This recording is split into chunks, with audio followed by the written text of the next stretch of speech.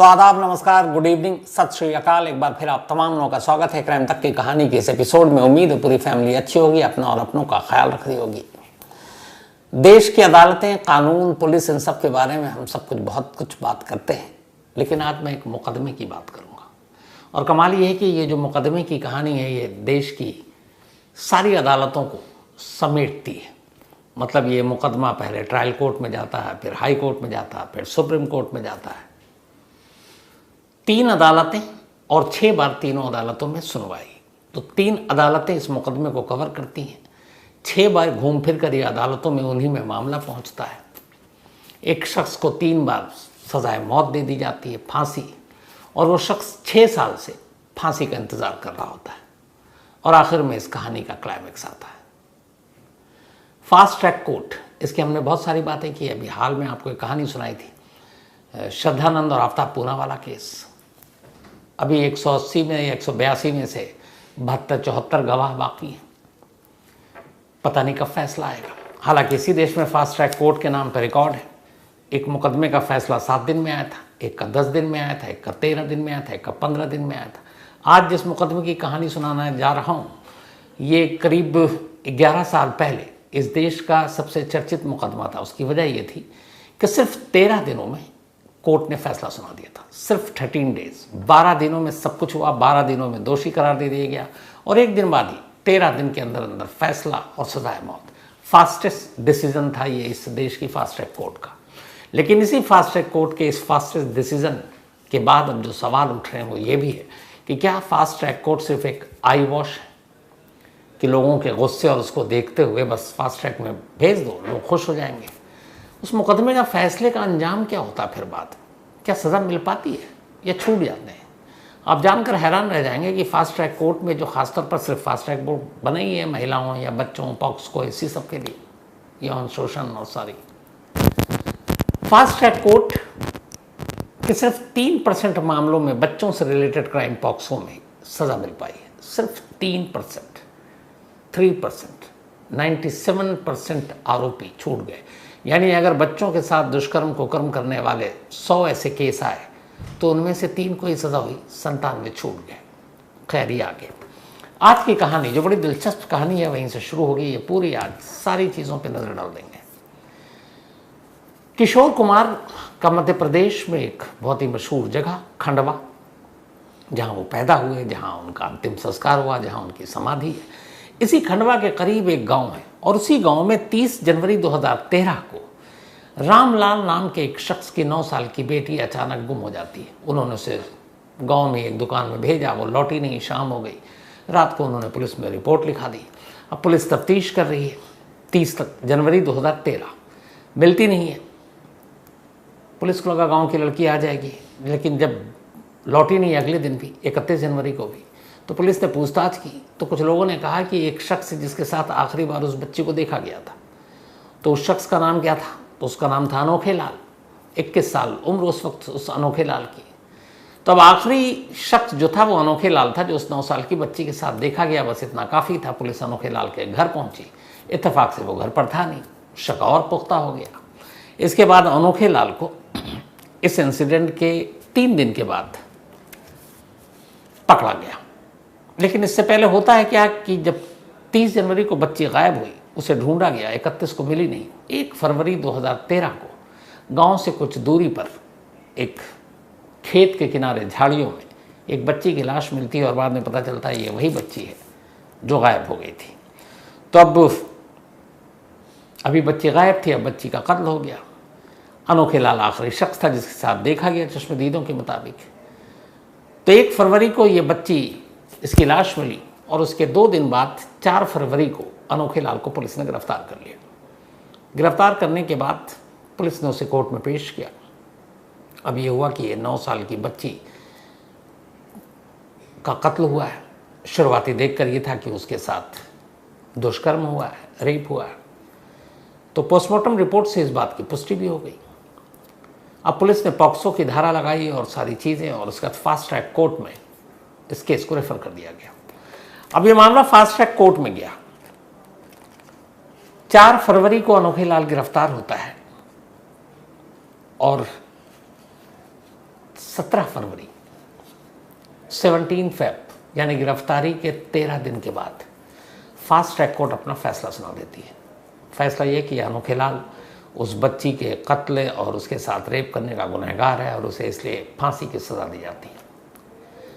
तो 13 दिन के अंदर अंदर फास्ट ट्रैक का ये ऐतिहासिक फैसला आया। उस वक्त मीडिया ने इसको खूब कवर भी किया, हम लोगों ने भी किया और ये भी कहा कि ऐसे फैसले जल्दी आए तो फिर क्या बात है, क्रिमिनल क्राइम करने से डरेगा।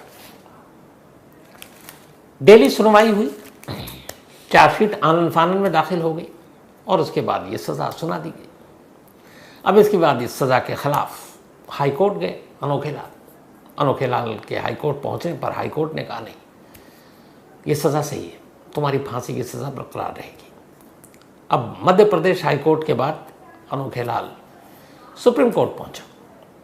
सुप्रीम कोर्ट जब पहुंचा तो सुप्रीम कोर्ट में इस केस को देखा गया और कहा गया इसमें बहुत सारी कमियां हैं।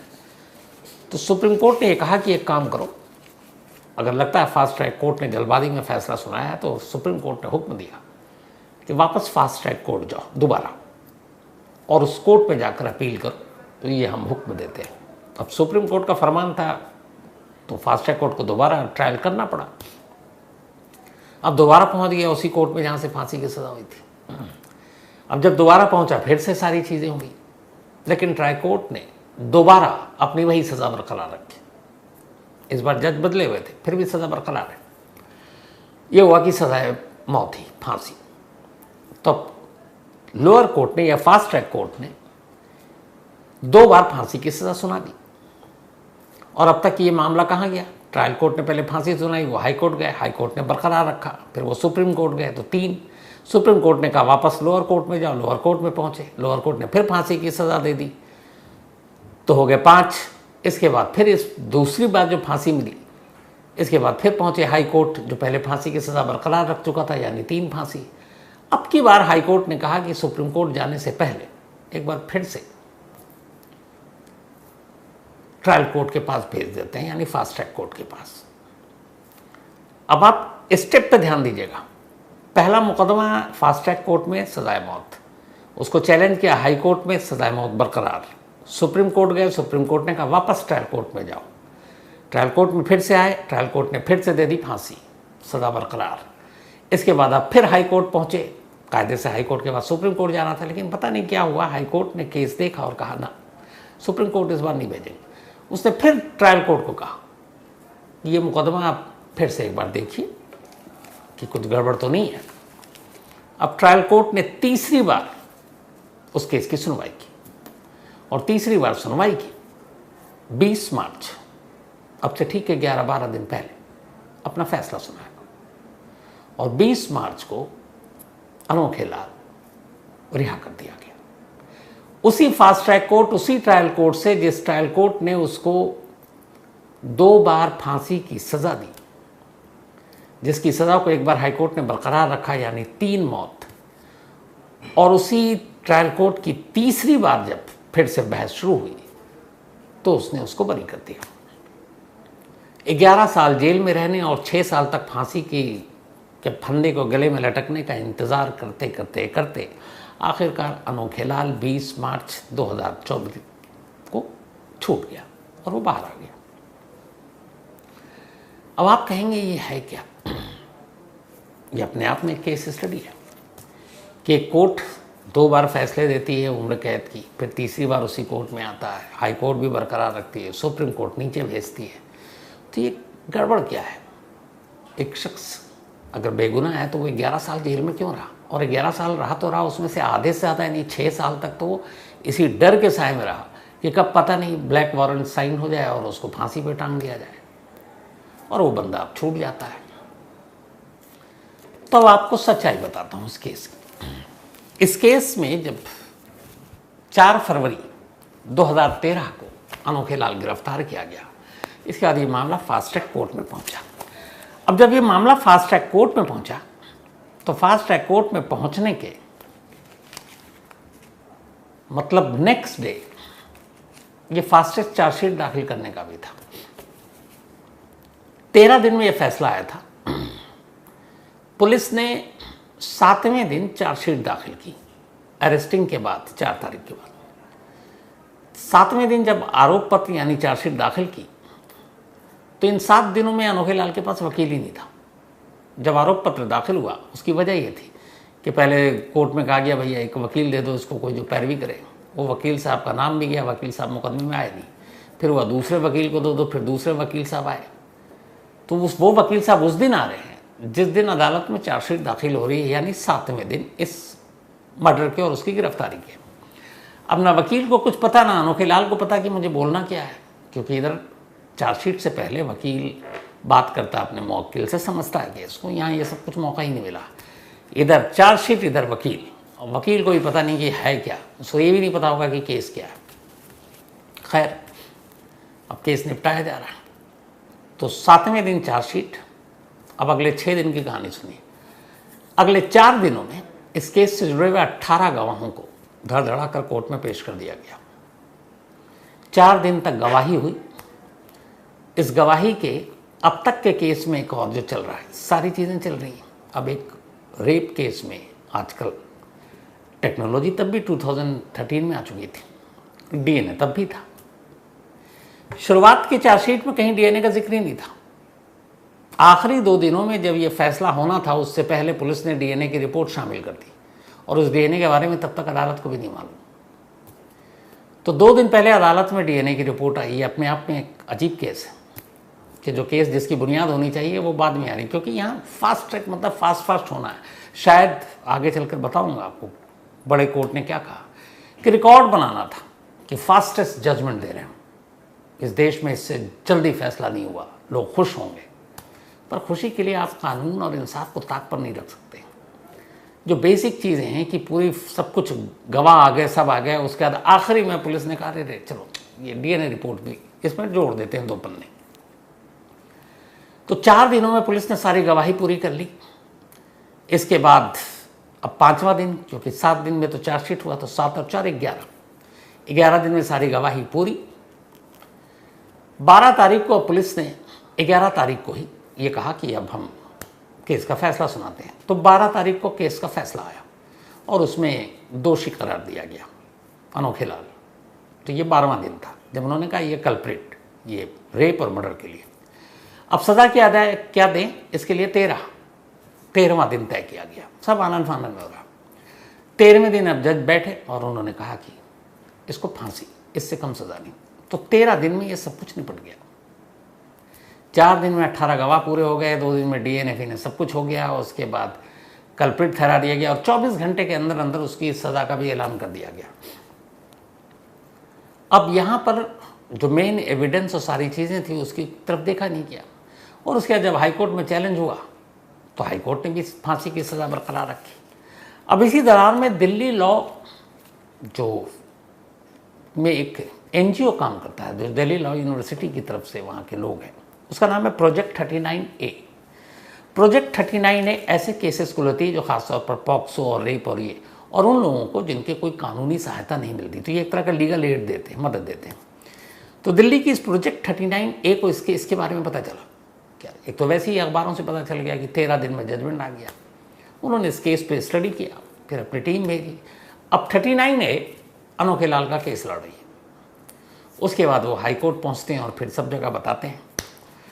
तब इस केस में जब हाई कोर्ट से फिर सुप्रीम कोर्ट पहुँचे तो 39A की इन्वॉल्वमेंट शुरू हो गई। अब इन्होंने उस केस को पढ़ने के बाद फिर उन्होंने जो कमज़ोर कड़ी है वो पकड़ी। उन्होंने कहा कि डीएनए और फॉरेंसिक के एविडेंस तो आपने दे दी, लेकिन फॉरेंसिक एक्सपर्ट्स को बुलाया कि असल में इस रिपोर्ट का मतलब क्या है। ये बस हाँ जी ये डीएनए है, मैच हो गया। कौन सी चीज़ मैच हुई? विटनेस आपने देखा? अब जब 39A प्रोजेक्ट कूदा इस केस में तो इसके बाद हाई कोर्ट में पहुंच गया, एमपी में। तब एमपी हाई कोर्ट ने 2 बार फांसी की सज़ा लोअर कोर्ट दे चुका था फास्ट ट्रैक। तब उन्होंने तीसरी बार भेजा फास्ट ट्रैक कोर्ट को कि अब आप देखिए। अब इधर प्रोजेक्ट 39A की टीम लीगल वो पहुंच गए। अब पहली बार उस लोअर कोर्ट में बहस शुरू हुई। बेसिक देखिए इस केस के फैसले की कमियां। ये पूछा गया कि अनोखे लाल को क्यों गिरफ्तार किया था, कोई सबूत? तो बताया गया बाकायदा चार्जशीट में है कि एक ने अनोखे लाल को उस लड़की के साथ आखिरी बार देखा था और उसके बाद वो लड़की गायब और फिर 2 दिन बाद उसकी लाश मिली। तो इसका मतलब है वही शक के घेरे में है। अब 39A प्रोजेक्ट ने उस लड़की की पूरी डिटेल निकाली और गवाह निकाले। पता चला कि अनोखे लाल उस लड़की से मिला था उस दिन 30 जनवरी 2013 को, लेकिन उसकी मुलाकात के 3 घंटे बाद कुछ और लोग भी उससे मिले थे। अनोखे लाल आखिरी शख्स नहीं था जो उस लड़की के साथ था, बल्कि उसके बाद और लोगों ने उसे जिंदा देखा। तो जब आखिरी नहीं था तो फिर शक के रडार से वो बाहर हो गया। चलो, लेकिन बहुत सारी कहानियां हो सकती हैं। अब डीएनए की बारी आई। जब डीएनए की बारी आई तो पता चला डीएनए में साफ लिखा था, ना वकील, न पुलिस, न शायद कोर्ट ध्यान से ही नहीं दिया। उस प्रोजेक्ट 39A जो लीगल एड देते हैं, उन्होंने उस डीएनए रिपोर्ट को पकड़ा और डीएनए के एक्सपर्ट, फॉरेंसिक एक्सपर्ट को कोर्ट में बुला लिया। अब उनसे पूछा रिपोर्ट के बारे में। उस रिपोर्ट में साफ लिखा है कि वेजिनल स्वैब रेप के मामले में जो चीज़ें सबसे इंपॉर्टेंट होती हैं, उनमें कहीं भी अनोखे लाल का कोई भी सैंपल उस विक्टिम से मैच ही नहीं किया, बल्कि वो सैंपल किसी और शख्स का है। अब वो कौन है नहीं मालूम, लेकिन वो अनोखे लाल नहीं है। इसका मतलब अनोखे लाल ने उस बच्ची के साथ दुष्कर्म नहीं किया, उसके साथ ज़बरदस्ती नहीं की, क्योंकि डीएनए को रिपोर्ट को आप झुटला नहीं सकते। और डीएनए के सैंपल से ही आया कि उसमें उसके स्वैब है ही नहीं अनोखे लाल के। तो जब है ही नहीं, कोर्ट में खड़े होकर फॉरेंसिक एक्सपर्ट ने यह बयान दिया, तो इसका मतलब है कोई तीसरा था। पर वो तीसरा कौन, खैर उसको छोड़िए, ऐसे तो पता नहीं तीसरे कौन कितने हैं। तो जब डीएनए के एक्सपर्ट्स और फॉरेंसिक एक्सपर्ट ने ये बता दिया कि कहीं से भी ये साबित नहीं होता है कि ये है, बल्कि ये सैंपल किसी और का है, इसका मतलब है कल्प्रिट कोई और है। इसके बाद कोर्ट को लगा कि उसने गलत फैसला दिया है, और आखिरकार उसी कोर्ट ने इन 2 सबूतों और गवाहों, जो बहुत पहले भी इस पे वो नज़र पड़ सकती थी कि आखिरी विटनेस वो नहीं था, 3 घंटे बाद भी वो जिंदा थी और कुछ और लोगों ने उसे देखा था, उनकी गवाहियाँ थी। लेकिन चूंकि ये एक लड़का था 21 साल का, तो ये वाक़ यही कर सकता है। बाकी जो 3 घंटे में और लोगों ने देखा वो महिलाएं और लड़कियां थी, तो यह है कि वो तो कत्ल कर नहीं सकती हैं। तो इस वजह से पुलिस ने भी इसको दबोच लिया और आसान शिकार था। और डीएनए की रिपोर्ट आई है, सैंपल मैच नहीं कर रहा है, और फिर भी कोर्ट में इसलिए वक्त नहीं मिला। अच्छा, सारी जो बहस, गवाह, सबूत जो पेश किए जाते हैं अमूमन लोअर कोर्ट में ही होते हैं, तो कोर्ट ने भी अनदेखी कर दी कि डीएनए मैच नहीं कर रहा, वरना उसी वक्त ये फैसला आ जाता। खैर, तो अब ये सारी चीज़ें हो गई। जब ये हुई तो फिर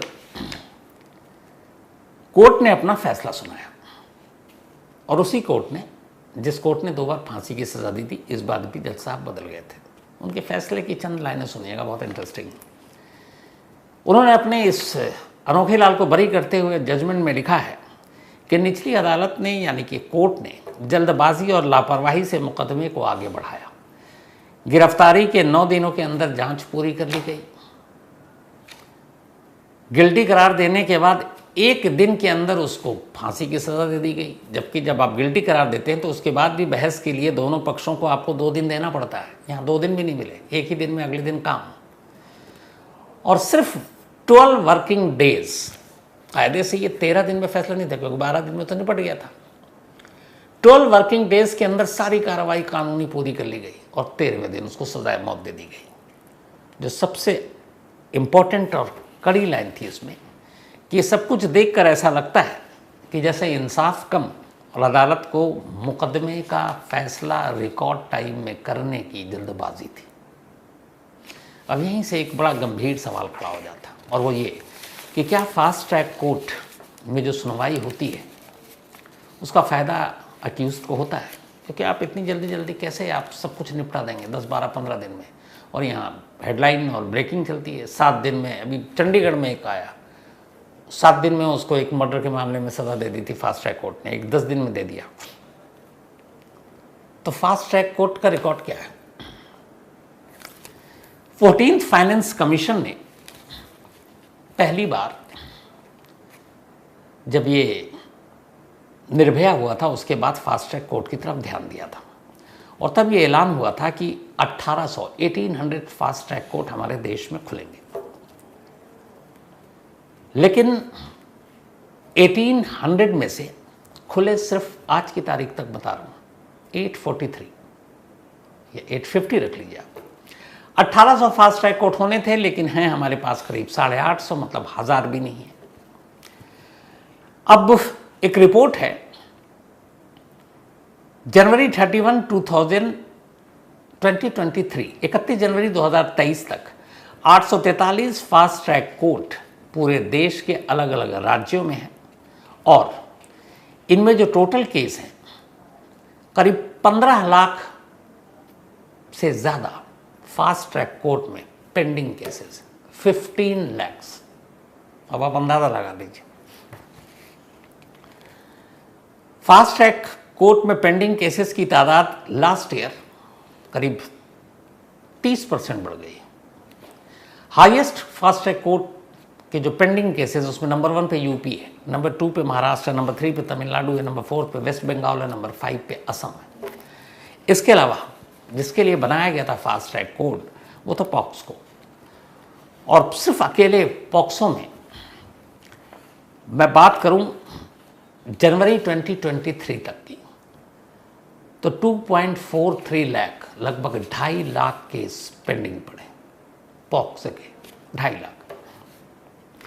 कई फास्ट ट्रैक कोर्ट के मामले तो ऐसे हैं जो पिछले 6 से 7 साल से फास्ट ट्रैक कोर्ट में। अब सोचिए, फास्ट हैं या सुस्त हैं पता नहीं।